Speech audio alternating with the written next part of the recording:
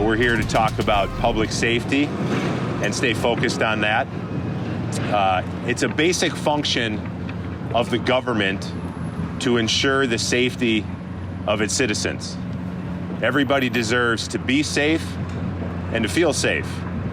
The modern American way of life is dependent on this. I grew up five and a half miles from here. And when I was a kid, we didn't lock our doors. We biked and walked all over town. We never worried about our safety. But we all know that this is not the town that I grew up in. And I've been all over the city walking around with community leaders in North Minneapolis, Lake Street, west side of St. Paul, east side of St. Paul. This is not the Minnesota that they want either. And we could sit here all day and name the facts and bang on them, but we don't have to.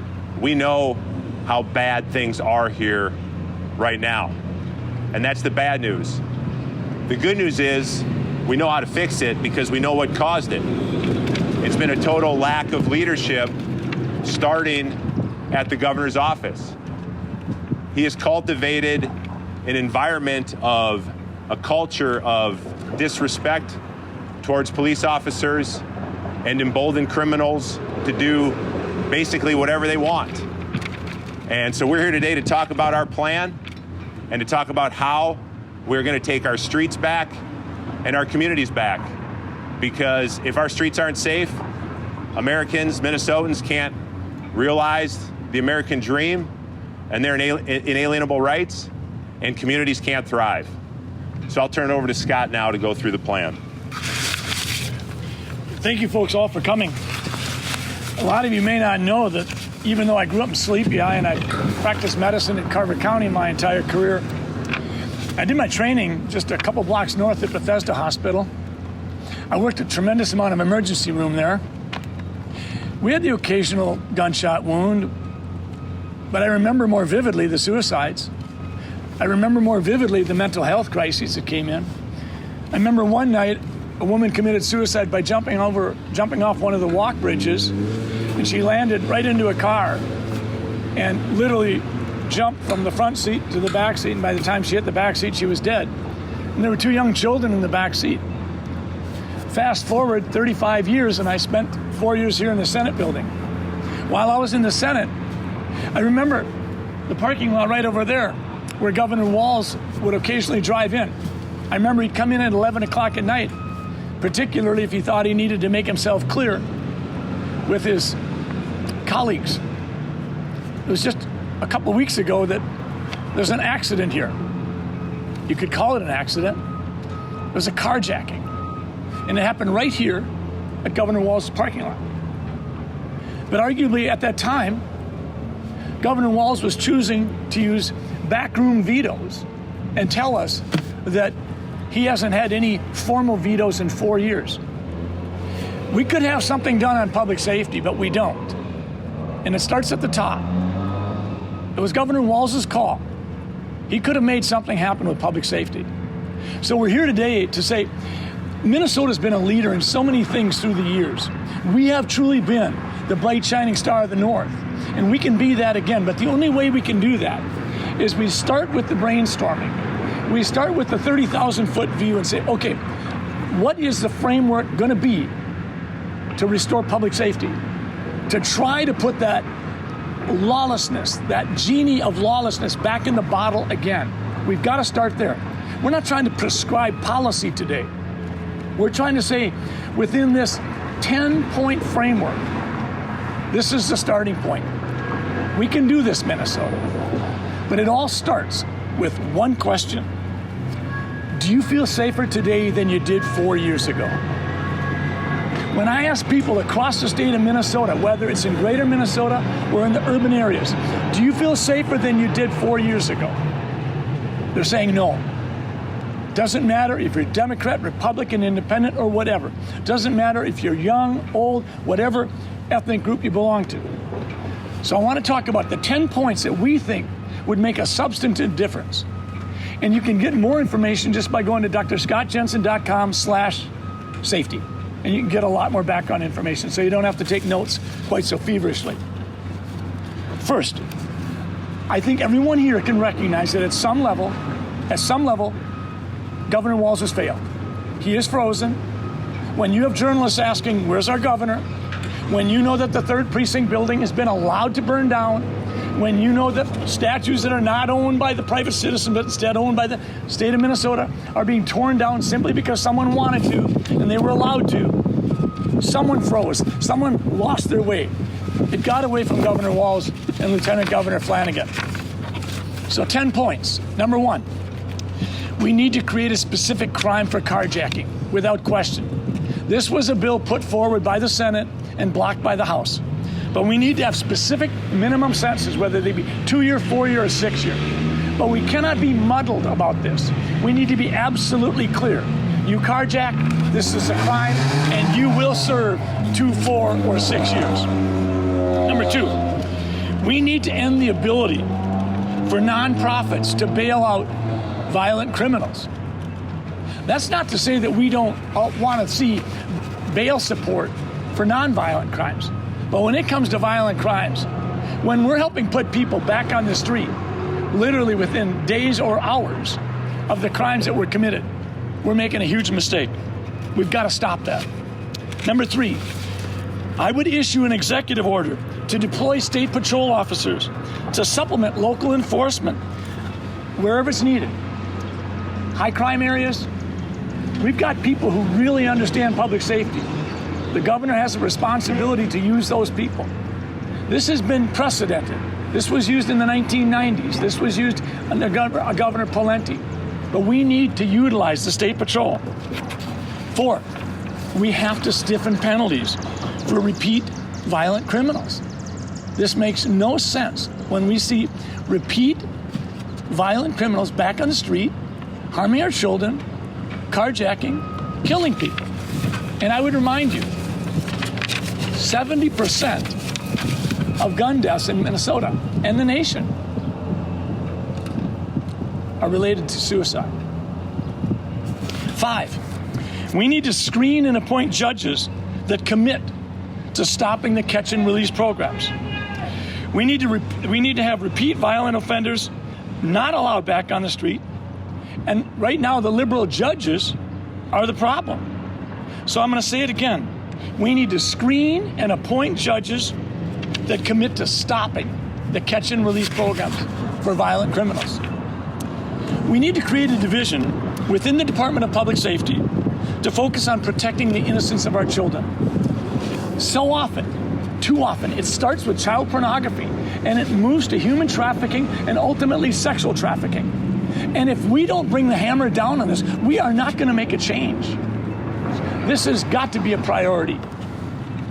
7, we need to change the statutes to not allow judges to deviate downwards from the established sentencing guidelines. And this can be done. Number 8, Matt Burke and I have had a lot of conversations about the concept of prevention and enforcement and rehabilitation. You're not going to be able to achieve those goals unless you start thinking about bringing in job training, literacy, and adult training in the Department of Corrections. So convicts released will have the ability to get a productive job, reduce the rate of recidivism. This is a huge issue, and we simply haven't recognized that you can't start rehabbing someone's life unless you enforce the laws and get them plugged into a program other than the path that they're on. We've almost done the reverse. We've allowed people back on the streets before they've had any chance to even meet with an intake person. They've not had any chance to have their mental health problems evaluated and potentially treated. So again, we need to bring job training, literacy, and adult training into the Department of Corrections. We need to coordinate a restorative justice program. We need to use the very offenders that committed some of the crimes to help clean up some of the crimes. When you start doing this, when you start having them work to get rid of the graffiti and the vandalism, when you start to see what some of the other cities have done around the nation, if you let the look of shambles linger, more shambles will come. We know this. This has been established for 25 years plus. We need to have restorative justice be a part of the sentencing program. And lastly, we need to commit to using the National Guard immediately and promptly upon need, and deploy or activate, if you will, preemptively whenever we need in order to terminate violence. No question, in 2020, 72 hours of rioting and damage and burning down buildings was far too much. It isn't just Minneapolis and St. Paul that's on Governor Walz's legacy. It's cities across the nation that would have responded differently if Governor Walz and Jacob Frey had responded differently. Quite frankly, we have, so to speak, this mafia of allowing violent crime seemingly led by Governor Walz and Mayor Jacob Frey and Attorney General Keith Ellison. I'm going to close by saying this. We need to ask ourselves a question. Do we feel safer today than we did 4 years ago? And I think everybody knows the answer to that question. Personally, I'm old enough that I remember what happened in Newark, New Jersey and Detroit, Michigan in the late 1960s when the riots hit them. People thought those cities would bounce back just because they were big cities and dollars would be plowed in. It didn't happen. 50 years later, Detroit still struggles with the legacy of 1967. We're kidding ourselves if we think Minneapolis and St. Paul will be restored to pre-2020 levels just because we wanted to. We're going to have to work hard. This is a 10-point plan that can have immediate effect. And if it does, one of the things that will happen downstream, well, you'll see more and more downtown companies having their employees back in the workplace. And when that happens, you have more people, more traffic, more safety. This is what we need to do. We appreciate your coming out very much, and we'd love to stand for questions. Thank you. Go ahead. If Governor Walz and the legislature would commit to passing this 10-point program, I'd like to have a special session this afternoon. Absolutely. But the fact of the matter is, this is not the prescription of policy. This is a framework within which we can restore public safety very quickly. So I think we have to be realistic and understand that there's got to be some meat put on the bones in order for this to work. But if that were to happen, and a special session would be limited to that, absolutely.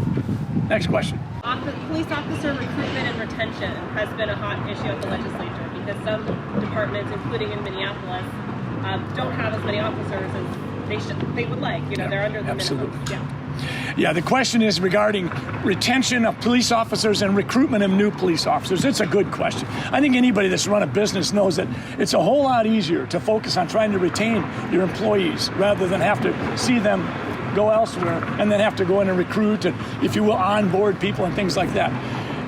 Even if we're able to retain every police officer we presently have, we don't have anywhere near enough because so many have left. I get reports almost weekly from various constituents around Minnesota telling me the problem hasn't gone away. We're being forced to work overtime shifts. We have police officers that are working 22 shifts a month, and each one of them is at least 12 hours.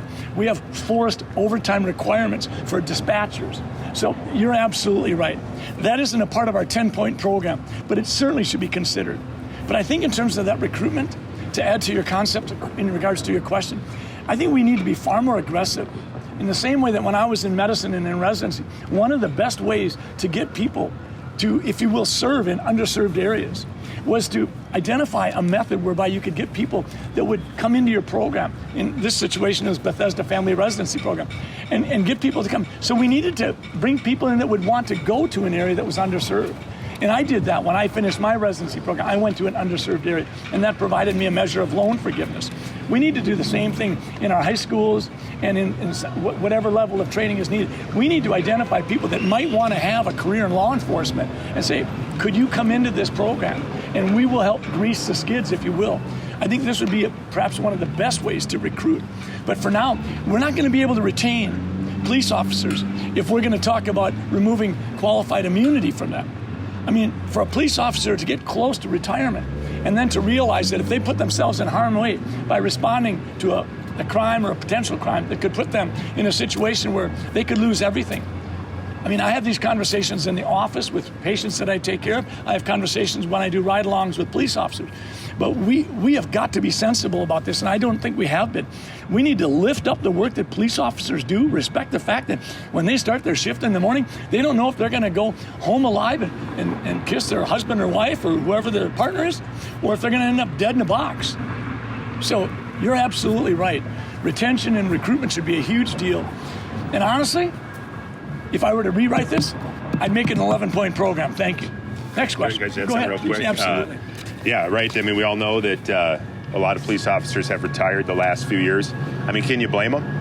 I mean, can you blame them with what's going on the streets and what the message is being sent from up high? This might not be exact, but I believe it was pre-riots. Chief Rondo, I think they had 900 and some officers in Minneapolis, and he gave a proposal to the city council and said a fully staffed police force in Minneapolis is 1,400 officers. And the plan was rejected. So this didn't just happen with the riots. It wasn't just one thing. You know, I think that it had been leading up to this point, and the riots were that tipping point to get us to where we are now, where, you know, Minnesotans in the city and out in the suburbs and out in greater Minnesota are concerned for the safety of themselves and their families.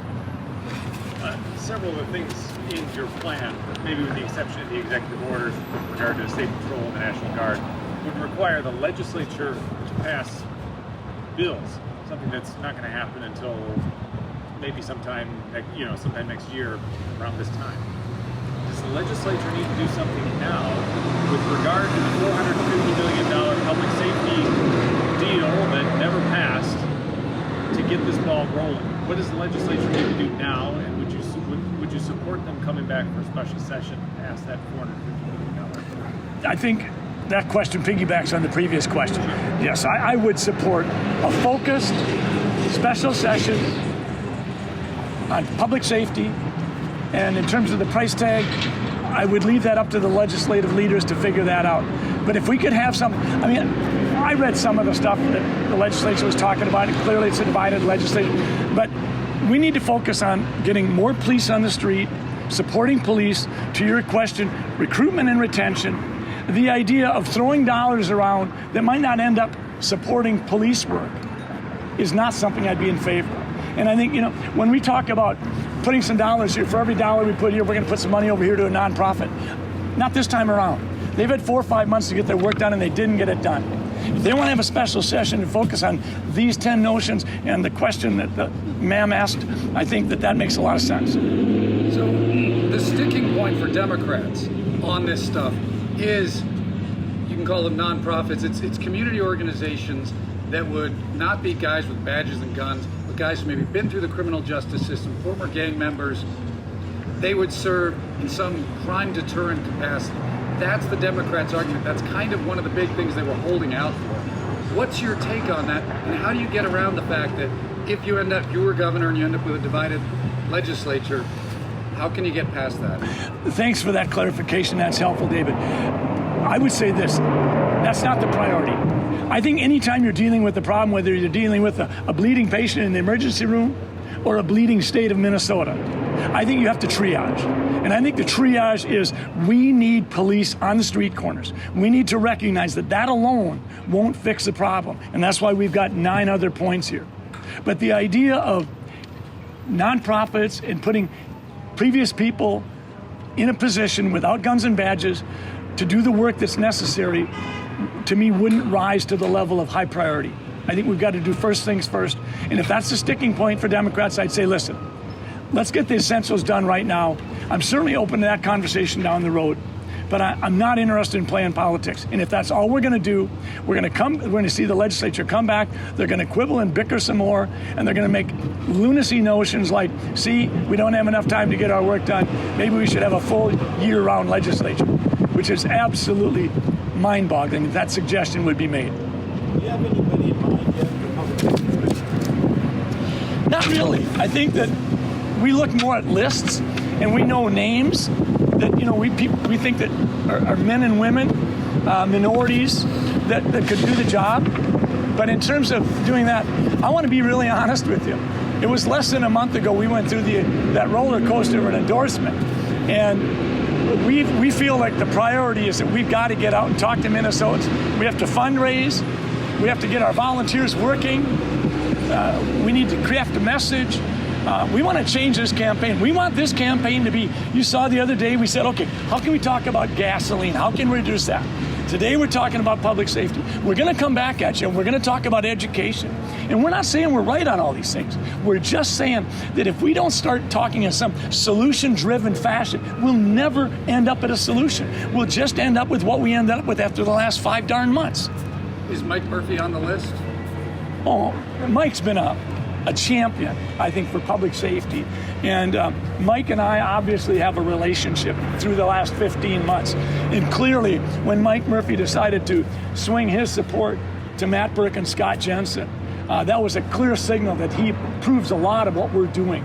And I've asked him to be a part of our campaign, help guide us. In fact, the other night, I called him on the phone and said, help me understand a little bit more background to this issue, and he did. So as far as I'm concerned, anything within the realm of public safety and leadership, it's always going to have the name Mike Murphy associated with. Would that be something he's interested in? Would that be something that matches up with his skill set and where he wants to devote his energy? One more. One more. Two more. Okay. That's our last offer. Yeah. Our focus today is clearly on public safety. The nation's having a conversation right now. There's no question. But I think that if we would spend 1/10 of what we spent on contact tracing for COVID, an RNA virus disseminated through droplets and aerosols, that's almost impossible to efficiently contact trace. If we'd taken 1/10 of those dollars and devoted to contact tracing with our mentally ill citizens and non-citizens of this country, we could have a huge impact. The root cause of so much of what the conversation is right now in America has to do with mental illness. It doesn't have to do with eviscerating our constitutional rights. Next question. I was actually going to ask a similar question, but just to be clear, are you open to any new gun restrictions or proposals, or are those all non-starters for you? We're absolutely strong supporters of the Second Amendment, and I think that the 3 gun proposals that I would support right out of the blocks would be stand your ground, constitutional carry, and we need to have castle doctrine so you can protect yourself in your home, your business, your vehicle, or wherever you happen to be. Those are the 3 issues that we would say right off the block. Let's go ahead and get those done. What was the third one? Sorry, Castle doctrine. Okay. Thanks, guys. Thank you very much. I appreciate it.